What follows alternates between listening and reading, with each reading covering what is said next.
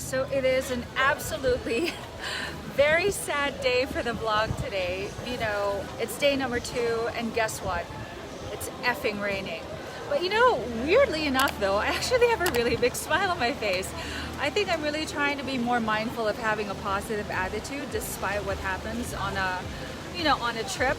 Okay, so where am I? Well, and I'm on top of a hill. I'm actually inside a theme park. If you guys have seen on Instagram, this golden bridge that has like giant hands holding on to some golden bridge, well, that's here in Vietnam, particularly Bana Hills. And this theme park is called Sun World. The hands that you see on the bridge are actually the hands of Buddha holding on to the bridge as if to uplift the world, just as I am trying to hold on to my umbrella. I feel like a CNN reporter right now trying to say the news.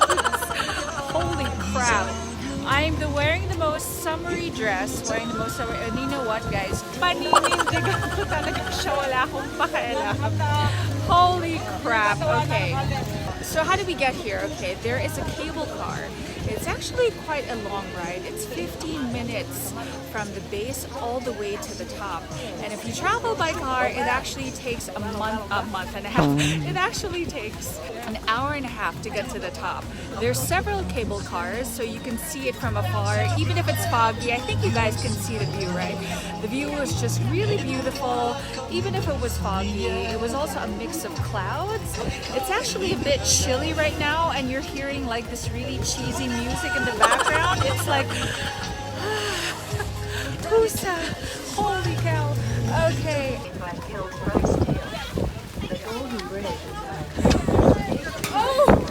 Oh my god! Holy, you know, it's not even the dress that's the problem. It's actually not a problem. The hat is actually helping because it's waterproof. It's the friggin' umbrella. So I'm gonna actually try and remove this so that we can get like a decent photo. Okay, okay. Photo time.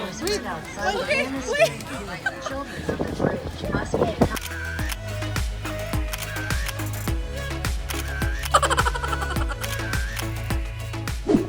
Guys, it's called dedication. It's called rain or shine, baby. I will project for that photo. And the special award goes to my sister for making it work. Oh my god. Sometimes I hate Instagram and sometimes I love it because it makes you do things you possibly never would. Alright guys, I'm pretending like I'm so not drenched. I am like super drenched.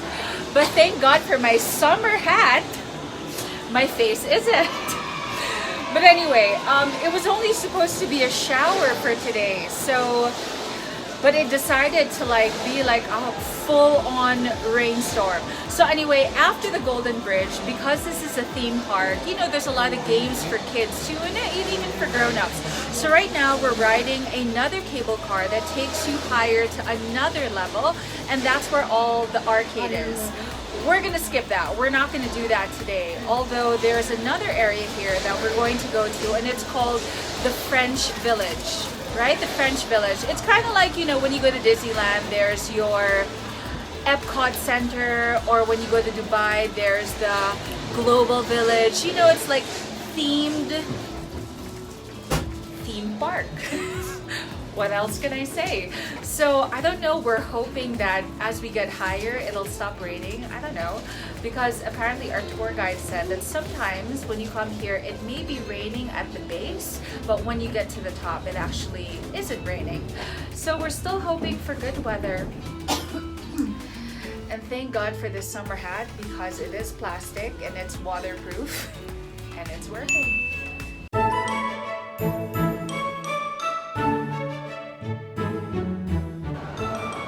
Alright, so they were smart about it. In order to get to the French Village, you're gonna have to pass the Fantasy World, which is their amusement park.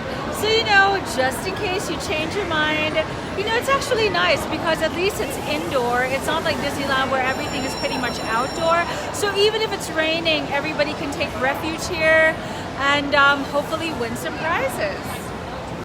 Okay, in fairness, as you're walking, you know, you're seeing everybody having a great time. You're seeing all these people on those really tall stilts. It's so cute. You know, my mom, she's really a child at heart.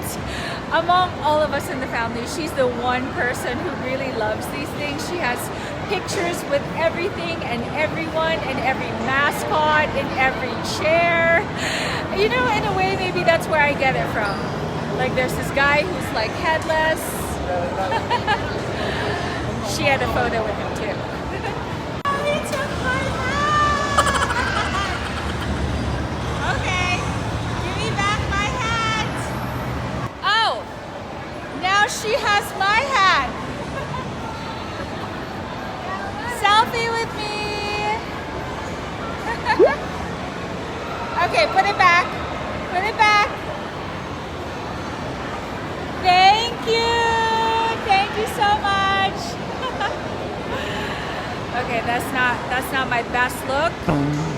It's not my best look. Give me a second, folks.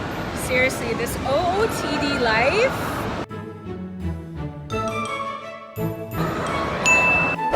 Okay, this is cool too. Seriously, said the girl who's not going to Fantasy World. There's a small Jurassic Park here as well, and then you know they're doing little movements. Really nice. I mean, it's not a ride, but it's a nice walk. It's a nice stroll. It's really cute.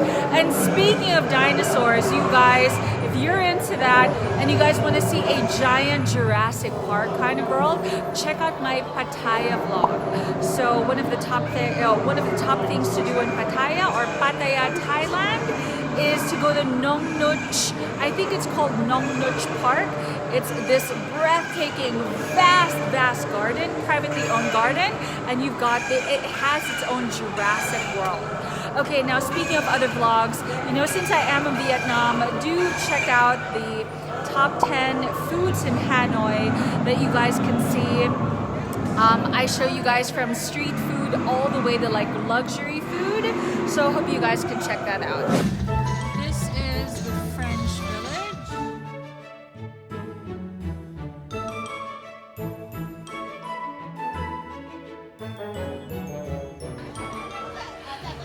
Oh my god, guys, there's like a pumpkin patch here. I am just amazed that, you know, the sun hasn't come out, but the rain has kind of stopped. It's a little bit, you know, it's still so foggy. You can see it right here, but if you come up close, there's like this beautiful pumpkin patch. It's called Magic Village, and it's just so enchanting. I mean, us Filipinos, if we actually want to experience fall, and we mean like a pumpkin patch, you usually have to go to like the States or Canada or to other countries that have all these kinds of things. But here in Vietnam, you can get to experience just that, having photos, and everybody's enjoying. See guys, everybody loves vegetables, don't you? Wow, there's actually a mini Notre Dame Cathedral here. I wish you guys can see it through the screen. I stand corrected. It's the Cathedral of St. Denis. It's actually in the main town, and it's actually the highlight of this park. It's actually, you guys should actually see, there's so many. These are just two couples right there, but there have been so many couples that are doing their prenup shoot right here, and I can understand why. It looks like a legit church. You have the theme, it's quite romantic, and hey, you can kind of call it like a gloomy day for love, but love withstands it all. I don't know guys, I'm so full of shit. But anyway, let me take a look inside the church and actually see what's inside.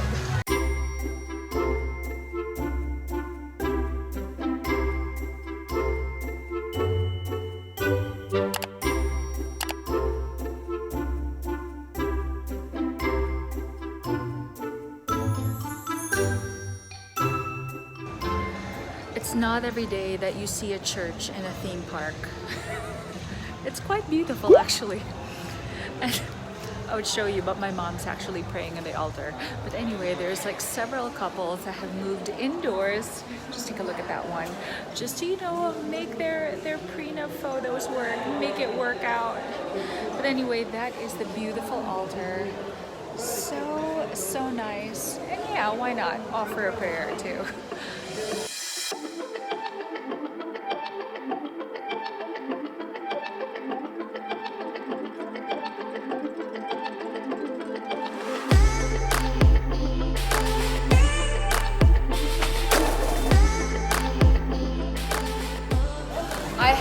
say, guys, that the saving grace of this gloomy, rainy day is the food.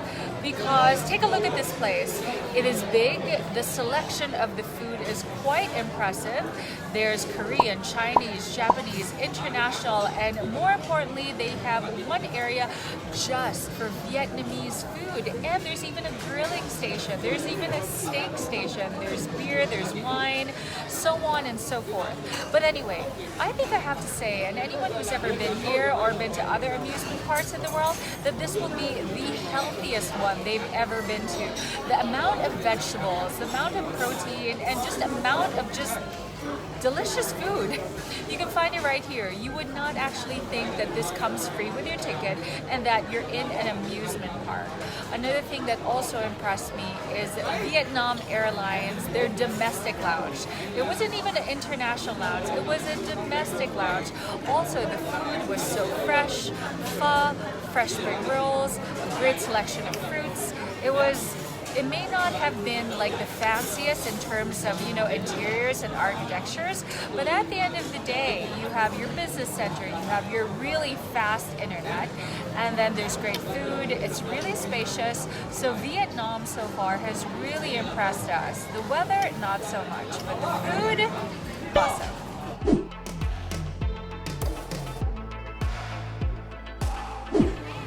Okay guys, so in every amusement park they always have their own treats, from popsicles to popcorn to turkey leg, and here it's called a Vietnamese donut, but for us Filipinos we call it buchi, but this is like a buchi on steroids. Check this out.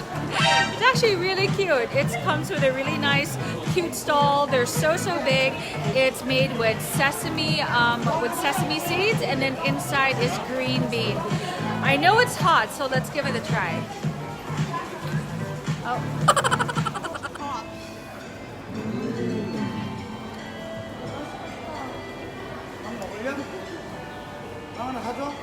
Super chewy. It's like biting into a giant warm mochi ball, a Japanese mochi. So you can see the inside.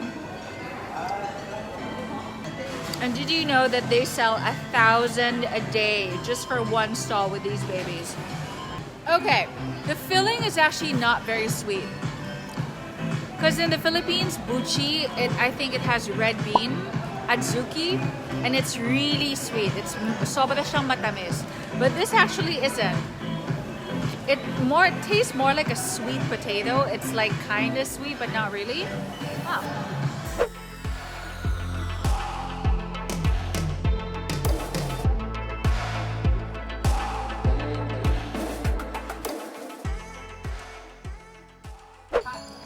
Good morning, everybody. If you guys have been watching this Da Nang Hoi An series here on the vlog, this is day 3. Okay, so make sure you guys have watched part 1 and 2. I'm not even sure how I'm gonna edit this, but obviously there's a part 1, maybe there's a part 2, so this may be a part 3. Anyway, so I am surrounded by a lush jungle.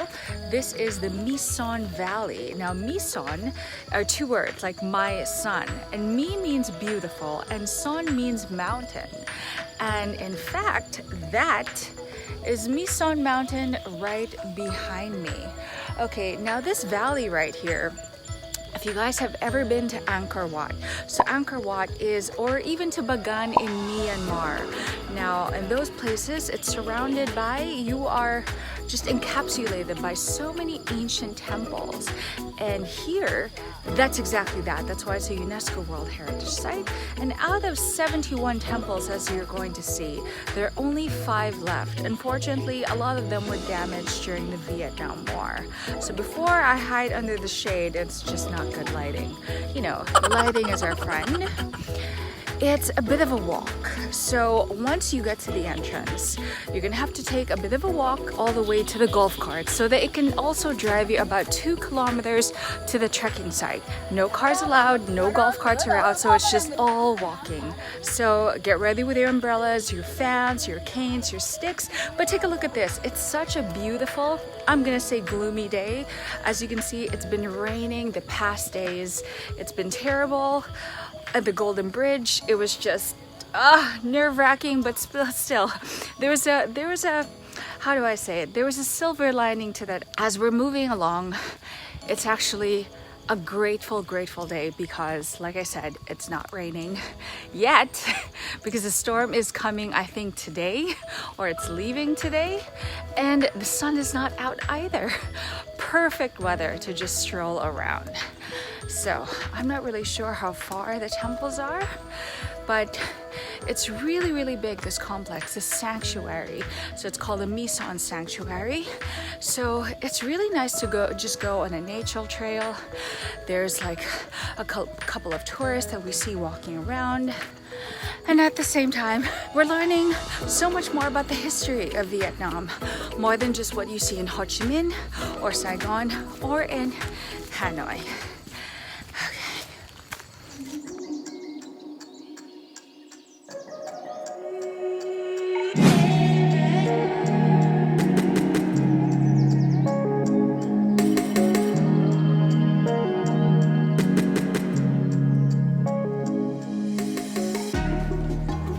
Alright everybody, here she is. Okay, so some trivia for you. So in Angkor Wat, those temples are dedicated to Vishnu. Now these temples right here are dedicated to the Hindu god of Shiva. And who is Shiva? Apparently, she's this one. Beautiful lady over there. And then while I'm waiting for the tourists to pass, because it's gonna get a little bit noisy. So remember that I told you 71 temples originally, and now there's only 5 because it was damaged by the Vietnam War. And proof, you see that right there behind me? That's a bomb crater. That's just one of many. Okay, so the tourists are slowly coming in, and I just wanted to show you guys some really interesting facts. Okay, so you take a look at these bricks. They're like really solid, and actually when you hold them, they're really clean, right? Very clean. But these bricks over here at the bottom, they're about 20 years old. And if you touch them, they're rough, they're not smooth, and they're actually quite dirty. I mean, dusty. So archaeologists from all over the world still come here to try and figure out what exactly were the chemical components of making the clay to make it so clean that even if it's been raining the past few days, look, it's smooth, it's not damp whatsoever, and this little boy just wants to be part of my shot. And while these ones here, you know, look at it, it's covered with moss, with life. Not that it's a bad thing, but it's mossy and wet and damp. And that's the difference of the new clay that they have right now. And then apart from that, the new clay, the new bricks, they're actually much heavier. Oh, this is wet right here. It's actually much heavier than the old bricks from way back when. So little details like that, you know, you take it for granted. Sorry, you take it for granted and you're thinking, yeah, it doesn't matter. But if you think about it, ancient civilizations, like from the pyramids to Angkor Wat to, I don't know, name me a couple else, you know, they have all these secrets from way back when, how to build things, how to maintain things. I mean, back in the day, they didn't have tractors, they didn't have roads, they just had elephants and themselves. So you gotta wonder, what is it that they're hiding from us? Or what is it that, what are their secrets? But at least we got to learn a couple of, at least I'm hoping to share with you guys some trivia that I learned today. Things that you don't really know this from just a couple of ruins, but still interesting, right? Okay. So we've come to another area, just about a 2-minute walk. As you can see, it's really surrounded by trees. There's not a lot of stairway, but it's just the natural paving of the road and the tourists. And you see here is another reconstruction. You can actually see the difference between the colors of the bricks. There's dark and there's light. And the light ones obviously are the ones that are reconstructed. This was actually reconstructed in 2014. I was eavesdropping on the other tour group, and apparently it was the Italians who had helped rebuild this from, I believe, the University of Milan. And you see the difference right there? So, you know, at the end of the day, mixing old and new it's still a great thing, right? It's kind of like the people complaining right now, the oldies versus the millennials. They clash, but in a way, if you bring them together harmoniously, it works. Just like it is right here. Look, there's another bomb crater right here. See that? And that's a security right there. And I actually asked our tour guide, like, did they purposely mean to bomb this place, like the Americans, or it just circumstantial, like, what do you call it, collateral damage, because they just meant to bomb Vietnam? And he said that from the sky, if you think about it, all these structures, bricks and everything, it kind of looks like a military base, at least from a Western perspective. Maybe this is an Asian military base. So yeah, that makes sense. But at the end of the day, it was still just, they just wanted to bomb everything. And because this doesn't look like just a jungle, it actually looks like maybe people lived here. Might as well destroy the enemy.